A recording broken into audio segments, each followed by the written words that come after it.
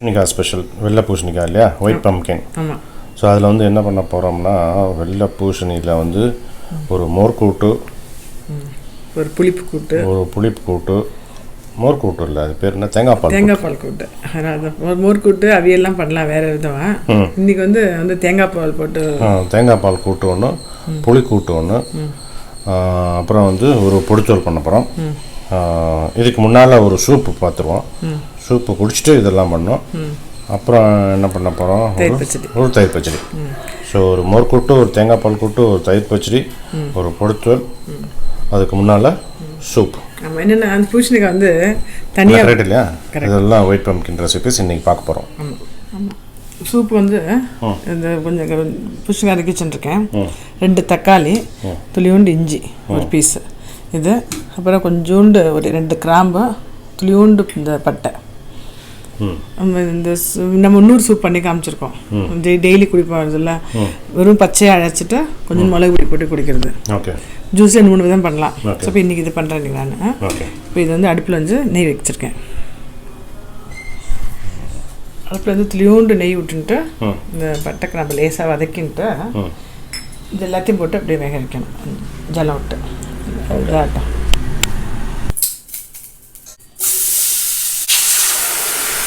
நல்லா கொதிக்கணும்ல. ஒரு ஸ்பூன் நெய்யில் 2 கிராம்பு கொஞ்சம் துளியோண்டு பட்டையை வதக்கின்ட்டு 2 தக்காளி பூசணிக்காய் வதக்கி போட்டிருக்கேன். இதுக்கு எவ்வளோ வேணுமோ உப்பு போட்டுட்டு, காரத்துக்கு வந்து மிளகு போடுறேன். மிளகு இதிலே போட்டுருவேன் அப்படியே. இதெல்லாம் கொஞ்சம் நல்லா வேகணும். வெந்ததுக்கப்புறம் நல்லா நைஸாக அரைச்சிட்டு வடிகட்டிடலாம். இது வந்து சூப்பு. இது நம்ம வந்து வெறுமையாக அரைச்சி காமிச்சிருக்கோம், வீடியோ போட்டிருக்கோன்னு நினைக்கிறேன். வெறும் அது ரொம்ப உடம்புக்கு நல்லதுனால வெறும் பச்சையாக அரைச்சிட்டு வெறும் மலைப்பொடி போட்டு சாப்பிட்றதும். ஸோ இதுமாதிரி இந்த பூசணிக்காய் மட்டும் என்னென்னா தனித்தனியாக வேணால் ரொம்ப காஸ்ட்லியாக சொல்லுவான். ஒரு மொத்தமாக ஒரு காய் வாங்கிட்டோன்னு வச்சுக்கோங்களேன். அப்படியா? ஆமாம். ஒரு நாளைக்கு ஒன்று பண்ணலாம். அது நல்லா ஒர்க் அவுட் ஆகும். நல்லா சீப்பாக ஒர்க் அவுட் ஆகும். என்ன ஒன்றும் கெட்டு போகாது. வாங்கிட்டு பாதி கட் பண்ணிட்டு ஃப்ரிட்ஜில் கவரில் போட்டு வச்சிட்டோம்னா நல்ல காயை வாங்கிட்டோம்னா ஃப்ரெஷ்ஷாக இருக்கும். 1 மாதம் கூட வச்சுக்கலாம், ஒன்றுமே ஆகாது. ஒரு நாளைக்கு மாரி புளிப்பு கொட்டு, மோர் கொட்டு, அவியல் இப்படி ஒன்றா பண்ணிட்டு இருக்கலாம். ஸோ இந்த சூப்பு வந்து வாரத்தில் 2 நாள் 3 நாள் கொடுக்கலாம், ரொம்ப நல்லா இருக்கும். ஸோ இது நல்லா கொஞ்சம் வேகணும். இது வெந்ததுக்கப்புறம் அரைக்கிறேன். புளிப்பு கொட்டு நம்ம புளிப்பு கொட்டுன்னு சொல்லுவோம், மிச்சம் ரசவாங்கின்னு சொல்லுவாள். ரசவாங்கி அனதர் நேம். ஆமாம், அனதர் நேம். ஆனால் 2 ஒன்று தான். புளிப்பு கொட்டு ரசவாங்கி ஒன்று தான். இது வந்து சாதம் போட்டு சாதத்தில் சாம்பார் மாதிரி பிசைஞ்சு சாப்பிட்லாம். அதனால இன்றைக்கி இதை எடுத்துட்டேன், புளிப்பு கொட்டை. இது வந்து என்ன ரொம்ப டேஸ்ட்டாக நல்லாயிருக்கும். அது இந்த பூசணிக்காய் நறுக்கி வச்சுருக்கேன். கொஞ்சோண்டு துவரம் பருப்பு வேக வச்சுருக்கேன், கொஞ்சோண்டு. அப்புறம் புளி ஜலத்தை கொஞ்சம் ஊற வச்சுருக்கேன். வறுத்து அரைக்கிறதுக்கு என்னென்னா 1.5 டீஸ்பூன் வந்து கடலைப்பருப்பு, 1 டீஸ்பூன் உளுத்தம்பருப்பு, 1 டீஸ்பூன் மல்லி, 1/2 டீஸ்பூன் மிளகு, கொஞ்சோண்டு பெருங்காயம், காரத்துக்கு ஏற்ற மிளகா. இதெல்லாம் நல்லா வறுத்துன்ட்டு தேங்காயோடு அரைக்கணும். அரைச்சிட்டு புளி விட்டு பண்ணணும். இது புளிப்பு கொட்டுன்னு சொல்லுவோம், இல்லை ரசவாங்கின்னு சொல்லுவோம். ஆமாம், இது நல்லாயிருக்கும். வந்து வெறும் சாதம் போட்டு வச்சு சாப்பிட்றதுக்கு. இல்லைன்னா சப்போஸ் பருப்பொடி அது மாதிரி ஏதாவது பண்ணிட்டோம்னா பொடி சாப்பிடும்போது பொடி சாப்பிட்றதுக்கும் நல்லாயிருக்கும். பொடி வேணாம்னா மோர் விட்டுக்கலாம். இல்லை, அது வேறு மோர் கூட்டு வேறு. இது வந்து ரசவாங்கி புளிப்பு கூட்டு புளி வேணும். அப்படியா? கொஞ்சம் முக்கால் வெந்திருக்கு ஆல்ரெடி, அதனால் அப்படியே எடுத்துட்டுருக்கேன். அப்படி இல்லைன்னா பருப்பு வேக வச்சதுக்கப்புறம் தனியாக வேக வச்சுக்கலாம், இல்லை அதிலே வேக வச்சுட்டு முக்கால் வெந்ததுக்கப்புறம் இந்த மாதிரி இந்த நறுக்கி வச்சுருந்த பூசணிக்காயும் போட்டுடணும். பூசணிக்காயும் போட்டுட்டு இந்த புளி ஜலமும் விட்டுடணும். அந்த பருப்பு பூசணிக்காய் இருக்கு இல்லையா, அதோட இந்த புளி ஜலத்தையும் விட்டுடணும். புளி வந்து சும்மா ஒரு சுண்டைக்காய் அளவுக்கு எடுத்துட்டுருக்கேன். அந்த புளியில தான் இந்த பூசணிக்காய் வேகணும். அப்புறம் கொஞ்சம் வந்து இந்த மஞ்சப்பொடி, உப்பு, இது வேகட்டும். இந்த சைடில் வந்து நான் வறுத்துக்கிறேன். வேகிறதுக்கு ஒரு 10 நிமிஷம் ஆகும்ல? ஆமாம், 5 மினிட்ஸ் தான் ஆகும், சீக்கிரம் வந்துடும். ஓகே. ஸோ இந்த சைடு சூப் ஆயிருக்கு, அங்கே புளி கூட்டு ஆயிருக்கு. ஆமாம். தேங்காய் தவிர உளுத்தம்பருப்பு, கடலைப்பருப்பு, நல்லா வறுத்துட்டு தேங்காய் தவிர மிச்சம் இதெல்லாம் வறுத்துக்கணும். வறுத்துட்டு அரைக்கும் போது தேங்காய் போட்டு அரைக்கணும். இந்த சூப்புக்கு வெந்துடுது இல்லையா, தக்காளி, இஞ்சி, மிளகு, உப்பு போட்டிருக்கேன். கலர் வேணும்னா கொஞ்சம் மஞ்சப்பொடியும் போட்டுக்கலாம், அது அவ்வளோவா சௌகரியம். இது நல்லா நைஸாக அரைச்சிடுவேன். நைஸாக அரைச்சிட்டு இந்த ஜலத்திலே அப்படியே ஜலசு அப்படியே எந்த அளவுக்கு நமக்கு வேணுமோ அந்த அளவுக்கு ஜலம் விட்டுன்ட்டு அரைச்சிட்டு குடிச்சிட வேண்டியதான். அப்படியா? சூப்பர். Super soup. ஆமாம்.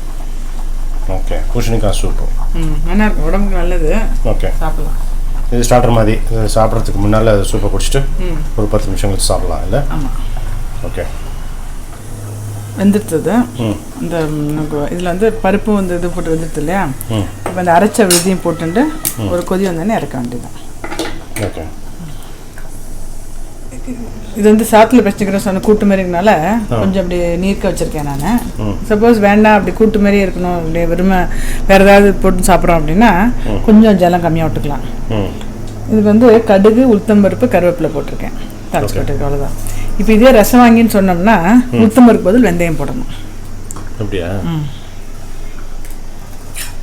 ஸோ இது புளிக்கூட்டு தான், ரசவாங்கி கிடையாது. ரசவாங்கி கிடையாது, புளிக்கூட்டு தான். ரசவாங்கின்னு சொன்னால் வெந்தயம் போடணும். இது வெந்தயம் போடலை.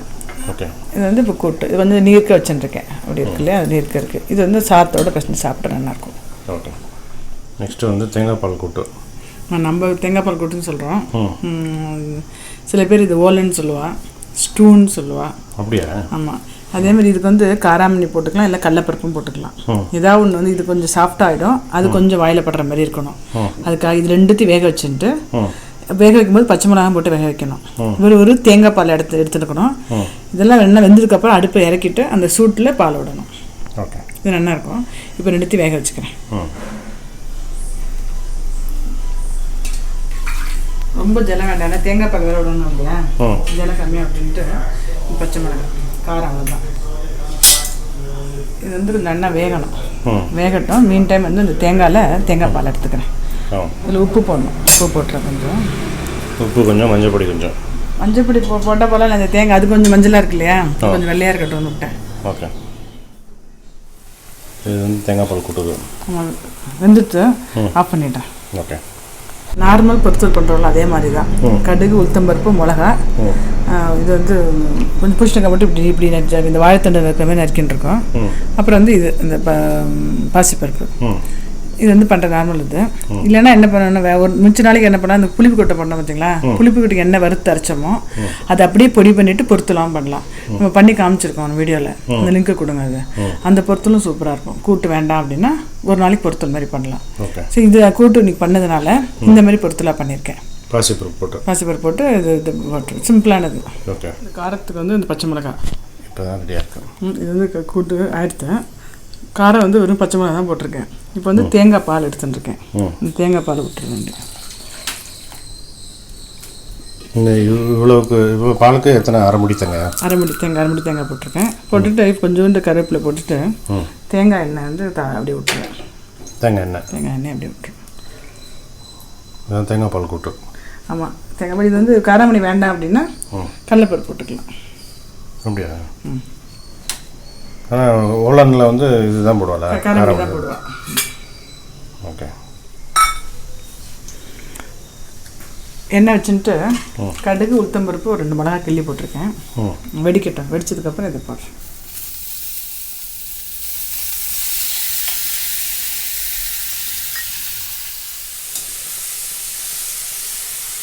ஜலம் விட வேண்டாம். அடுப்பு நல்லா சிம்மில் வச்சுட்டு இப்படி வச்சுட்டோம்னா இந்த இதே கொஞ்சம் ஜலம் இருக்கிற காய் தான் அது இல்லையா? அப்படியே இதுவாகும். நல்லா வேகட்டும். வெந்ததுக்கப்புறம் சப்போஸ் சதம் அப்படியே தூணித்து அப்படின்னா துணிவுண்டு அரிசி மாவோ இல்லை ரவையோ தூவிக்கலாம். அரிசி மாவு நல்லாயிருக்கும், தூவிக்கலாம். பாப்பா எப்படியா இருக்குன்னு பார்ப்போம். நல்லா முத்தெல்லாம் காயாக இருந்ததுன்னா சதம் ஆகாது. ரொம்ப எல்லசான இருந்தால் கொஞ்சம் சதம் ஆகிடும். ஓகே, ஆகட்டும். அப்படியே இது இதாகிட்டு கொஞ்சோண்டு அரிசி மாவு தூவிக்கிறேன் நான். கொஞ்சம் இதுவாக இருக்கும், கொஞ்சம் கெட்டியாக இருக்கிறதுக்காக போயிட்டு ஆஃப் பண்ணிட வேண்டியதான். ஒரு 2 மினிட்ஸ் வச்சிட்டோம்னா அந்த அப்சர்வ் பண்ணிடுவோம் எக்ஸஸ் வாட்டர் இருந்தால். இதோட ஆஃப் பண்ணிடலாம். இப்போ இந்த தேங்காய் பால் எடுத்தேன் இல்லையா? கொஞ்சம் தான் தேங்காய் பால் எடுத்தேன். அந்த தேங்காய் இருக்குது, வேஸ்ட் பண்ண வேண்டான்ட்டு அது இழுத்துக்கிறேன். தேங்காய் பால் அவசியம் இல்லை, அது இருக்கிறதுனால அது போடுறேன். ஓகே, ஆயிடுச்சு. ஆஃப் பண்ணிட்டேன். இது வந்து நார்மல் பொறுத்தல். இப்போ தயிர் பச்சடி. ஆமாம், தேங்காயும் ஒரே ஒரு பச்சை மிளகாய் போட்டு அரைச்சி வச்சுருக்கேன். தயிர் இது என்ன பண்ண லேசாக வதக்கிட்டு அதில் போட்டுருவேன். அவ்வளோதான். அதில் மாற்றின்ட்டேன். அதுக்கு ஆன்லைன்னு ஆயிடுச்சு, வெந்துடுத்து. ஆஃப் பண்ணிடுறேன். ஓகே, கொஞ்சோண்டு கடுகு தாளித்து கொட்டியிருக்கேன். தயிர் கொஞ்சம் ஆறுனதுக்கப்புறம் சாப்பிடும்போது தயிர் விட வேண்டும். Okay, தலைகை ready. ஸோ என்னென்ன பண்ணியிருக்கோம்? சூப்பு பண்ணியிருக்கோம், தயிர் பச்சடி பண்ணியிருக்கோம், புளிக்கூட்டு, மோர் கூட்டு, புளிக்கூட்டு, தேங்காய் பால் கூட்டு, அப்புறம் படுத்தோல். சாம்பார் மோர் குழம்புலாம் நல்லாயிருக்கும். எப்பயும் போடுவோம் நம்ம எல்லாம் தானெல்லாம் அது நிறைய இதில் காமிச்சிருக்கோம் வேறு. இப்போ பார்த்தாலும் சாம்பார் மோர் குழம்பு எக்கில் இதில் வந்து காய் பெனிஃபிட் நீங்கள் சொல்லுங்கள். எக்கச்சக்கமாக இருக்குது. ஆமாம், மொத்தமாக வாங்கிட்டு யூஸ் பண்ணிக்கலாம், 15 நாளைக்கு யூஸ் பண்ணிக்கலாம். Okay, thank you. ஓகே.